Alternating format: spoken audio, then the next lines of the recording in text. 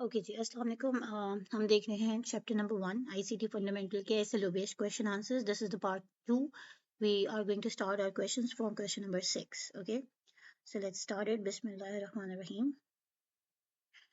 अच्छा जी, question number 6 है describe 5G technology, its features and potential impact on communication. आपने 5G technology को describe करना है, उसके फीचर्स बताना है और पोटेंशियल इम्पैक्ट के उसका क्या खास इम्पैक्ट असर पड़ा है कम्युनिकेशन पर। ठीक है, ये 3 पार्ट्स हैं इस क्वेश्चन के। सबसे पहले ये बताया आंसर में कि 5G technology is a new way for devices to connect to the internet and talk to each other. ये एक नया मेथड है, नया तरीका है जिससे जो आपकी सारी डिवाइसेस हैं वो इंटरनेट से कनेक्ट करती हैं और एक दूसरे से कम्युनिकेट करती हैं। टॉक टू ईच अदर की जगह आप ये भी लिख सकते हैं that they communicate with each other. ठीक है, और वो आपस में अपनी इंफॉर्मेशन को शेयर करती हैं। It's faster and more reliable then older technologies. देखें, इससे पहले अभी भी जो हमारी यूज़ होते हैं पाकिस्तान में 3G यूज़ होता है, 4G यूज़ होता है। ठीक है, तो ये बता रहे हैं कि जो पुरानी, तो इससे पहले हमारी टेक्नोलॉजी सी थी उससे ये ज़्यादा तेज़ है और रिलायबल है। इस पे हम मतलब बगैर किसी इंटरप्शंस के बहुत स्मूथली हम वीडियोस देख सकते हैं, हम ऑनलाइन काम कर सकते हैं, प्ले गेम्स कर सकते हैं। ठीक है, मतलब गेम्स खेल सकते हैं। नेक्स्ट क्वेश्चन नंबर 7 देखेंगे हम। अच्छा जी, क्वेश्चन नंबर 7 है explain 3D holographic imaging, it's uses and potential applications. 3D holography को एक्सप्लेन करना है और इसके यूजेस बताने हैं और मतलब इस कहाँ कहाँ इस्तेमाल होते हैं बताना है। 3D holographic imaging is a way to create pictures that look like they are really there. अब देखिए, holographic से ऐसा 3D इमेज क्रिएट होता है कि आपको ऐसा लगता है कि चीज़ आपके सामने मौजूद है, हालांकि ऐसा नहीं है। उसकी डायमेंशंस ऐसी यूज़ की जाती हैं कि उसकी एग्जिस्टेंस लगती हैं but it's not there, it's a virtual reality. ठीक है, और ये ऐसा लगता है जैसे आप, it's like having a magic window into another world, मतलब एक मैजिक विंडो की तरह लगता है। We can use 3D holographic imaging for things like education में, ये आपको यूज, आप लोग इसको कर सकते हैं अपने लेक्चर्स को बेटर से लाइक बेस्ट बनाने के लिए। इंटरटेनमेंट में यूज़ होता है, गेमिंग वगैरह में आपके ये यूज़ हो रहा है, एंड इवन मेडिसिन, और मेडिसिन में भी यूज़ हो रहा है। ठीक है, नेक्स्ट क्वेश्चन देखते हैं। क्वेश्चन नंबर 8 है define artificial intelligence, AI, its types and applications. अच्छा जी, artificial intelligence is when computers can think and learn like computer humans. देखें, इंटेलिजेंस होती है अक्लमंदी, आर्टिफिशियल उसके साथ मिल गया। देखें, एक नेचुरल होता है लव्स और एक आर्टिफिशियल होता है। सही है, तो ये है आर्टिफिशियल इंटेलिजेंस। जो ह्यूमंस के पास है that is a natural intelligence, but जो हमने कंप्यूटर्स को दे दी है दैट इज आर्टिफिशियल इंटेलिजेंस। ठीक है, तो ये एक ऐसी आर्टिफिशियल इंटेलिजेंस एक ऐसी टेक्नोलॉजी है जिसमें कंप्यूटर्स बिल्कुल इंसानों की तरह सोच सकते हैं और सीख सकते हैं। AI can help us with things like answering questions, recognizing pictures and even driving cars. ठीक है, आर्टिफिशियल इंटेलिजेंस आजकल तो हर चीज़ में आपकी जैसे आपके पास मेटा AI है, चैट GPT है, फिर इसके बाद आप देखें आपके पास बेइंतहा एप्लीकेशंस हैं जिससे आप सब कुछ करवा सकते हैं। पहले अगर किसी ने स्टोरी लिखनी होती थी तो वो उसकी एक पर्सनल स्किल होती थी।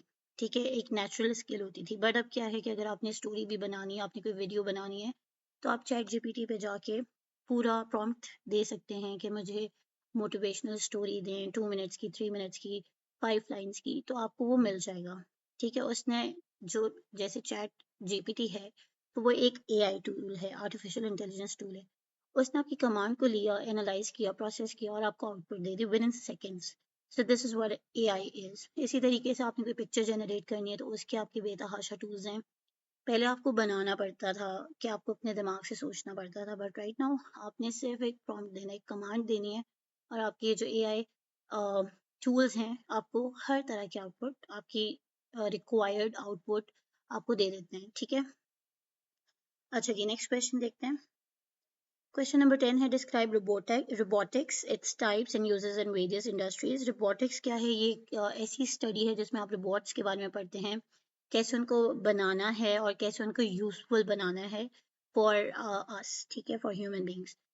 रोबोट्स जो है आजकल हर जगह हेल्प आउट कर रहे हैं। इवन आपके घरों में जो वैक्यूम क्लीनर्स हैं वो भी रोबोटिक हैं, वो खुद फिगर आउट करते हैं कि गन किधर पड़ा हुआ है, उसको सक इन कर लेते हैं, फिर उसके बाद उसको वॉश कर मॉपिंग वगैरह तक कर लेते हैं। जैसे आप ये देख रहे हैं रोबोट वैक्यूम क्लीनर है ये, इसकी आप और ज़्यादा वीडियोस देख सकते हैं अगर यूट्यूब पे, if you have any interest to see more and watch more and learn more. इसी तरीके से ये देखें कि यहाँ पे आप देख रहे हैं कि रोबोटिक जो है रोबोट से हेल्प लेते हुए खाना बनाया जा रहा है, कुकिंग की जा रही है। ठीक है, फिर इसी तरीके से ये एक जो है ये एक सैटेलाइट रोबोट है जो कि मार्स या फिर आपके मून पे उतारा जाता है और वहाँ जाके ये पिक्चर्स वगैरह लेके यहाँ पे मतलब सेंड करता है। और भी बहुत से रोबोट्स हैं जो कि आपको डेली लाइफ रूटीन में यूज़फुल हैं बहुत ज़्यादा, आपके मेडिकल में बहुत ज़्यादा ये रोबोट्स यूज़ हो रहे हैं। ठीक है, तो ये है कि आजकल रोबोट जो है वो आपकी बहुत ज़्यादा हेल्प कर रहा है, इसमें कम चांसेस होते हैं एरर के, तो ये है रोबोट्स। ठीक है, नेक्स्ट क्वेश्चन देख जी। Question number 10, the last one for this part is that explain computer assisted translation CAT its benefits and applications. ये क्या होता है? When computers help us translate languages this can be really helpful for people who speak different languages and want to communicate with each other. अच्छा, अब पुराने ज़माने में क्या होता था कि अगर आप देखें पुराने ज़माने की वीडियोस भी, तो अगर दो प्रेसिडेंट या प्राइम मिनिस्टर भी हैं डिफरेंट कंट्रीज के, तो बीच में ट्रांसलेटर्स बिठाए जाते थे दोनों, जो लैंग्वेजेस को कन्वर्ट चेंज करते थे। पर अब इतना आसान हो गया है एक आम आदमी के लिए भी कि अगर आप जैसे किसी जगह ट्रेवल कर रहे हैं, आप कोई चीज़ पढ़ रहे हैं, इवन फॉर एग्जांपल अगर आपके पास कोई अप्लायंस है जो कि किसी दूसरे कंट्री से आया है, जापान से आया है, चाइना से आया है, तो उस पर मोस्टली चाइनीज़ या जापानीज़ लिखी होती है। तो आपको नहीं वो अगर समझ आता तो आप ये जाके ट्राई भी कर सकते हैं, या गूगल लेंस में आप उसको क्लिक करें, ठीक है, ट्रांसलेशन के लिए, और वो वहीं पे सारा इंग्लिश में ट्रांसलेट कर देगा। तो इसी तरीके से ये कैट ने बहुत हेल्प करी है। विदिन सेकंड्स क्या आपने उसको बस उसको कैमरे में रखा, आपके सामने सारी ट्रांसलेशन आ गई। इसी तरीके से अगर कोई कुछ बोल रहा है तो अपने एप्लीकेशंस हैं इस तरह की जिसमें आप उनको रिकॉर्ड कर सकते हैं और आपकी सारा जो उनकी कम्युनिकेशन है, चैट है, वो आपकी सारी की सारी आपकी लैंग्वेज में कन्वर्ट हो सकती है। So this is all happening just because of computer technology. ठीक है जी, thank you so much for watching till here. इन क्वेश्चंस को आप नोट डाउन करें, याद करें। अगर कुछ समझ नहीं आता, let me know in the comment section. Thank you, Allah Hafiz.